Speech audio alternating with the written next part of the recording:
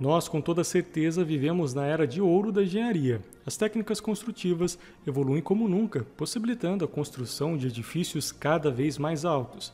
Mas afinal, quais foram os avanços necessários para possibilitar que os edifícios passassem de pouco mais de 100 metros no início dos anos 1900 para mais de 1.000 metros de altura hoje em dia?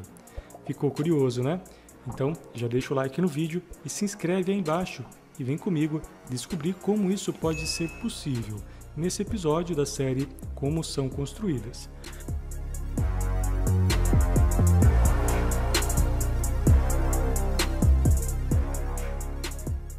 Tá, eu sei que milênios antes de 1900 já existiam construções mais altas do que 100 metros. As pirâmides de Kéops no Egito são um belo exemplo disso, que tem mais de 140 metros de altura. Mas para alcançar essa altura era necessária uma estrutura de pedra gigantesca. Afinal, as pirâmides são quase que totalmente maciças e para atingir os mais de 100 metros tinha que ter uma base com quase o dobro da sua altura. Não foi à toa que por muito tempo as pirâmides foram as estruturas mais altas feitas pela humanidade, pois o esforço necessário para construí-las hoje em dia seria totalmente inviável. Por mais de 2.000 anos após a construção das pirâmides, poucos avanços foram feitos nas técnicas construtivas. O primeiro grande avanço foi a construção de edificações de múltiplos pavimentos, que foi possível graças ao arco de pedras e alvenaria, há mais de 2.000 anos atrás, um formato que possibilitava a construção de um piso sobre o outro, permitindo a execução de vãos.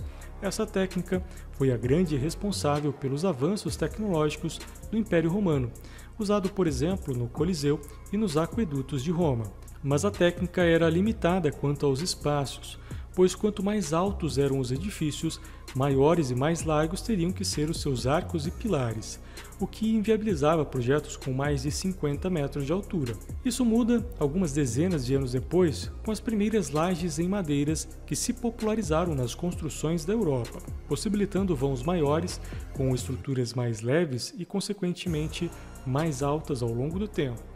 A construção com alvenaria e madeira predominaram durante centenas de anos, apesar do desejo de grandes figuras históricas, como os imperadores romanos, que se dispunham a construir grandes monumentos.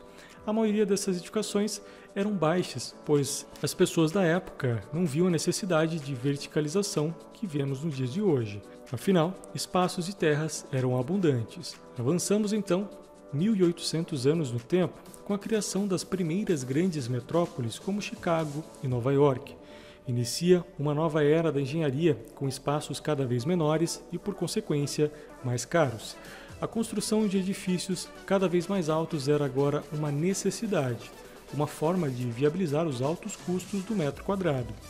Mas talvez a tecnologia mais responsável pela viabilidade da construção de grandes edifícios não seja somente a sua estrutura, e sim uma que está relacionada ao transporte, os elevadores. Antes de 1850, edifícios com mais de 3 pavimentos eram destinados a moradias de baixo custo. Afinal, ninguém gostaria de ter de subir vários lances de escada depois de um cansativo dia de trabalho.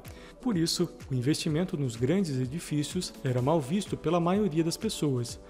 Até que em 1853, na Feira de Nova York, a primeira versão funcional e segura do elevador moderno foi apresentada pelo inventor Elisha Graves Otis, que abriu um universo de possibilidades. O primeiro edifício em estrutura metálica foi o Home Insurance Building, em Chicago, que tinha 10 pavimentos, sendo o primeiro a usar o elevador de Otis. Logo em seguida, o homem supera a marca das pirâmides, em 1900, com a inauguração da Torre Eiffel, que chegou aos incríveis 312 metros de altura, que apesar de não ser necessariamente uma edificação, foi responsável pelos primeiros avanços tecnológicos da construção em aço, lançando uma nova tendência, a construção pré-fabricada. Nos Estados Unidos, a construção dos grandes edifícios virou febre no início da década de 20, todos bebendo da mesma fonte de tecnologia.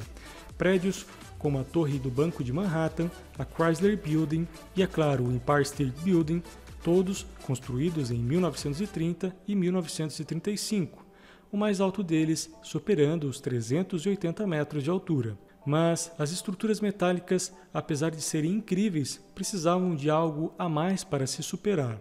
A grande dificuldade de se construir apenas com estrutura metálica é a rigidez da estrutura, que é maleável demais para suportar as enormes cargas dinâmicas geradas pelo vento. Além do mais, o aço em situação de incêndio se deforma muito rapidamente, fazendo com que se tornasse ineficientes em situações extremas. Para tentar contornar isso, uma mescla entre a nova tecnologia, o aço, e a antiga, porém até então inadequada, o concreto, precisariam trabalhar juntas para proporcionar uma maior estabilidade, que foi o que aconteceu nas torres do World Trade Center em 1973, que foram construídas misturando as duas técnicas, com pilares externos em aço e um núcleo em concreto armado de altíssima resistência, que permitiu que as torres superassem os 400 metros de altura, se tornando um dos mais altos edifícios até o ano de 2001. Essas torres foram um marco para a engenharia aplicada em edifícios de grandes alturas, sendo a técnica replicada em diversos lugares do mundo. Mas será que os edifícios mais modernos do mundo ainda utilizam esse sistema? Não é a coincidência que os 10 últimos mais altos edifícios do planeta são inteiramente executados em concreto, mas não o concreto que foi usado no início do século, mas sim um concreto de altíssima resistência, que unido ao aço em seu interior é capaz de entregar um desempenho de dar inveja aos edifícios que já citamos aqui. Com uma capacidade de carga muito maior, resistência ao vento e ao fogo, além da engenharia aplicada nos estudos da aerodinâmica, os edifícios modernos possibilitam que a altura não seja mais uma limitação, assim como comprovado com o Burj Khalifa em 2010, com mais de 820 metros de altura, que inclusive está prestes a ser superado pelo Jeddah Tower, que pretende atingir a marca de 1.000 metros de altura.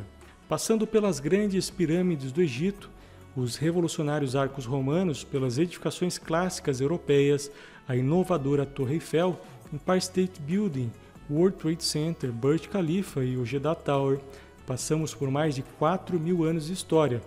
Os maiores edifícios de hoje só foram possíveis graças a milhares de anos de evolução tecnológica, provando que o homem é capaz de se superar a cada novo desafio. Então o vídeo de hoje é isso. Se você gostou, deixa o like e se inscreve se ainda não for inscrito.